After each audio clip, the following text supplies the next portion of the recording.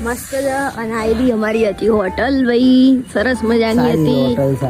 Breakfast આજે કાલે મળીશું. અમારે કાળું ને ત્યાં ઊંધી અહીંયાના કૂતરા એટલા સરસ છે ને. કુકી સારું છે ઉપર એ ખાલી અને સરસ એમનો ઉપર એ ખાલી જગ્યા મળી છે અને હમણાં તો સારું નહીં.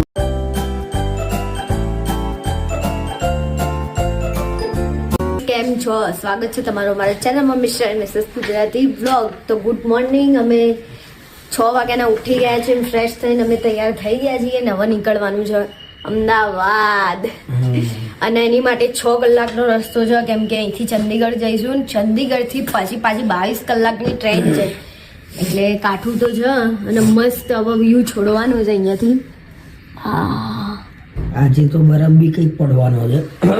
આજે સ્નોફોલ થવાનો છે, પણ અમે નસીબદાર નહીં એટલે જોવા ના મળ્યો. પકઈ નહીં, ભવિષ્યમાં આવીશું તો જોઈશું. સરસ મજાનું અહીંયા હીટર બંધ કરીએ, બ્રેકફાસ્ટ કરવાનું. પછી આજે રવિવાર છે એટલે કેવું છે ત્યાં જામ છે. આપણે કેમ ભાઈ તો બિઝી છે, બધા ઉઠાડવા આવ્યા છે. જે ના ઉઠ્યા એમને ચલો. તો પછી થઈ ગયું આ બાજુ બી બેગ પેકિંગ થઈ ગયું છે. એટલી ઠંડી છે ને. આ ધુમાડો છેલ્લી વાર અમે જોઈ લઈએ. અને આ મસ્ત વ્યૂ. એમ કે અમદાવાદમાં આ ધુમાડો નહીં હોય. મસ્ત છે અને આ બી અમારી હતી હોટલ ભાઈ, સરસ મજાની હતી. હોટલ સારી છે, બ્રેકફાસ્ટ ને બધી રીતે સરસ હતું. રૂમ બી તમે જોયો હશે, બહુ સરસ હતો. આજે કાલે મળીશું. અમારે કાળું ને ત્યાં ઊંધી અહીંયાના કૂતરા એટલા સરસ છે ને. કુકી મસ્તી ચડ્યો છે કુકી. કાકા જોડે ગયું. તો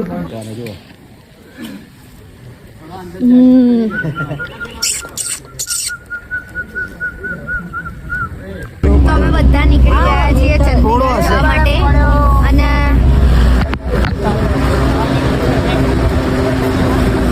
બાય બાય મનાલી.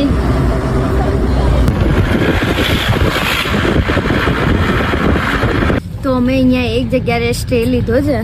આ જગ્યાએ હવે જેને નાસ્તો કરવો હોય, જેને ફ્રેશ થવું હોય એ થઈને પછી બેસી જાય. અમે કશું જમ્યા છીએ નહીં, ના પાડે છે કે તો જમવાનું ને તો કંઈ નહીં. એવું છે કે ચંદીગઢ રેલવે સ્ટેશને જવા માટે અમે લોકો નીકળી ગયા છીએ ભાઈ. અને પેટ્રોલ પર પૂરા માટે ઊભી હતી ગાડી એક જગ્યાએ. મોઈ ગયો તો એટલા માટે થોડું બોલવામાં મજા નહીં આવતી. ગાડીની આગળ પેટ્રોલ ભરાય છે. અહીંયાથી સીધા જઈશું ચંદીગઢ. ત્યાં આગળ 5:55ની ટ્રેન છે રિટર્નની. લગભગ વહેલા પહોંચી જઈશું, 3 સાડા 3 પહોંચી જઈશું અમે લોકો. ભાઈ ચાલુ બસમાં છે ને અમારે 2 જણાએ 15,000ના જેકેટ લીધા હતા. 15 જેકેટ ઉપરથી ચાલુમાં પડી ગઈ બેગ અને ફાટી ગઈ. રોડ ઉપર જેકેટ આમ વેરાઈ ગયા. તો એ કોમને ખબર પડી ગઈ તો મેળ આવી ગયો. અમે ઊભા રહ્યા ને ત્યાં આગળ એમને કીધું તું જોવાનું, કેમ કે જે બાંધી હતી દોરી એ ખુલી ગઈ હતી. એટલે ફરી એકવાર તો બેગ પડી હોત ને તૂટી જાત તો પછી સામાન કેમનો ઘેર લઈને આવવાનો? હે તો બેગ ખુલ્લું આમ ઓપન લઈ જાય.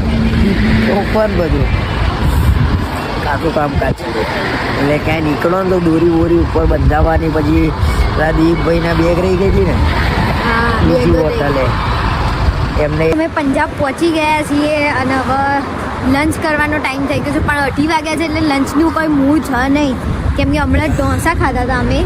પહેલાં રોકાયા હતા ત્યાં અને આ હોટલે ઊભી રાખી છે. પંજાબમાં છીએ. જે સરસ મજાની હોટલ છે. સરસ હોટલ છે. અમારે એક મોટા વિશાળ બહુ બસે જમી લીધું છે અને બીજી અમારી બસના જમવાનું બાકી છે. બસના જમવાનું નહીં, બસની પબ્લિકને જમવાનું. ના એટલે બસની હોટ કેવા ખાતી છે, બહુ ખાતું કરતા હોટ. એટલે જોઈએ અંદર પડી કઈ મળે છે. જોઈએ હવે. આ હોટલ છે સરસ મજાની.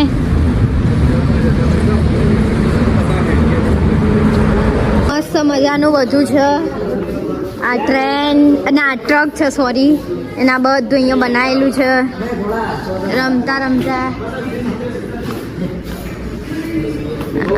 તાવજી પછી આવી રીતનાનું છે બધું. આગળ આગળ આગળ આગળ સરસ વલણું. હોટલ બનાવ્યું છે. हाँ पराठा के साथ चाटी की लस्सी फ्री. મસ્ત મસ્ત ભાઈ. આ જૂના જમાનાનું પેલું સાંભળવાનું આવે. નમસ્તે બેનજી. નમસ્તે દીદી. આ તો તમારે તો દીદી જ કહેવું પડે ને. અને આ બાજુ પેલું જૂના જમાનામાં ખબર છે બધા લખવા બે હિસાબ એ છે. આ ત્રાજુ લઈને બેઠા છે. પછી બધા અલગ અલગ કામ કરી રહ્યા છે એ છે. પછી આ લોખંડનું ગામ. સરસ મજાની હોટલ છે. શું શું હેલો. તમે એના પહેલાં કંઈ બોલે ને ગંદા તો. હેલો. હા હા મેં કીધું હેલો. ઓકે સિલાઈ કામ. આ બેને મહેંદી મૂકી છે. આમને અલગ અલગ કામ કર્યું. આ ઢોલ નગાડા બંદર. તો અમે અહીંયા બરાબર જમી લીધું છે. પેટમાં હવે જગ્યા રહે નહીં. ટ્રેનમાં તો કશું ખાવું જ નથી. અને હવે અહીંથી અમે ડાયરેક્ટ જઈશું ચંડીગઢ રેલવે સ્ટેશન. પછી ત્યાંથી ડાયરેક્ટ અમદાવાદ. કેટલા વાગ્યા છે? 3:45 થયા? ના 3 વાગ્યા છે કદાચ. 3:15 થયા છે ને અહીંયા સાંજે થઈ ગઈ છે એટલી વારમાં. જો વાતાવરણ આખું ચેન્જ છે. અને હું હવે લગાવીશ મારું ચાર્જિંગ પાવર બેંકમાં. 5:15 થઈ ગયા છે ને 5:55 અને 5:55 ટ્રેન છે. બધા દોડી રહ્યા છે એટલે હવે ફટાફટ જવાનું છે. ટ્રેન બાજુ 2-3 વાર પોલીસવાળાએ વચ્ચે રોક્યા પાછા. એમાં અમારા ડખો પડી ગયો હતો એટલે લેટ થઈ ગયું થોડું. હે ચંદીગઢ કેન્સલ?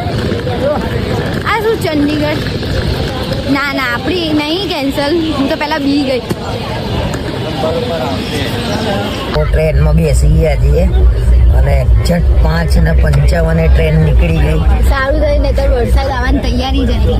વરસાદ આવત ને તો પલળી જ જાય તમે બધા. વરસાદ ચાલુ થઈ ગયો તો અને કમ્પ્લીટ અમને એક્ઝેક્ટ ટાઈમે ટાઈમે આવી ગઈ ટ્રેન. આજે અત્યારે ભાવિકભાઈ ને અલગ બેઠા છે ને અમે 2 જણા અલગ બેઠા છીએ. અડધી સીટ આપી છે. કઈ રીતે મેનેજ કરવાની? એક અમને 2 ને 1 સીટ આપી છે. પેલા 3 જણાને 1.5 સીટ આપી છે. એટલે કેમનું જવાનું? હા એ તો વાત છે. અને એ બી 22 કલાકનો ટાઈમિંગ છે તો કઈ રીતે એમ અડધું જવાનું? તો શું ટિકિટના કરશું? પૈસા તો એ લોકોએ પૂરા જ લીધા હશે. હા તોય આવું છું હવે. તો શું કરશું? ના ચાલે આવું. કન્ફર્મ ના કરવું હોય તો ના જ કરતો ને. 5 જણા વચ્ચે 2.5 સીટ આપી છે. જોઈએ હવે 22 કલાક કેમ ના નીકળ્યા છે. અમે બે અલગ બધા અલગ અલગ છે. બધા અલગ અલગ અને આ બાજુ બધા ગુજરાતી છે. અને અહીંયા બધા ગુજરાતીઓ છે. ક્યાંથી છો બધા? કઈ તો બધા બરોડા બધા બરોડા વાળા છે ભાઈ અહીંયા. અને અમારી જે ટીમ હતી બધી અલગ અલગ છે. B5 માં છે. આપણે B5 માં આપણે છીએ. એ B2 માં છે. B621 ભાઈ અહીંયા આગળ છે ને કુરુક્ષેત્રમાં 1 કલાક લેટ થઈ ગઈ હતી ટ્રેન. અને હું નેતલ ક્યારના વાતો કરતા હતા તો અમે બંને વિચારીએ છીએ કે જઈએ ત્યાં ભાવિકના ત્યાં આટો મારતા આવીએ. કીધું જોઈએ હવે ત્યાં આગળ શું કર. ભાઈ અમે આયા હતા ભાવિકભાઈ એમના ત્યાં એમને તો સારું છે ઉપર ખાલી. અને સરસ એમને ઉપર ખાલી જગ્યા મળી છે. અને અમને તો સારું નહીં મળે. ઉપરથી ઉપર એક છોકરો બેઠો બિચારાને ફાવતું નહીં તો પગ લબડાયા છે. અમને નહીં ફાવતું, એને નહીં ફાવતું ને અમને નહીં ફાવતું એવું થયું છે હવે. એટલે હવે જઈશું અમે અમારી જગ્યાએ સીટ ઉપર. હવે ત્યાં જઈને બે શાંતિથી પાછું જે વાતો કંઈક કરીશું.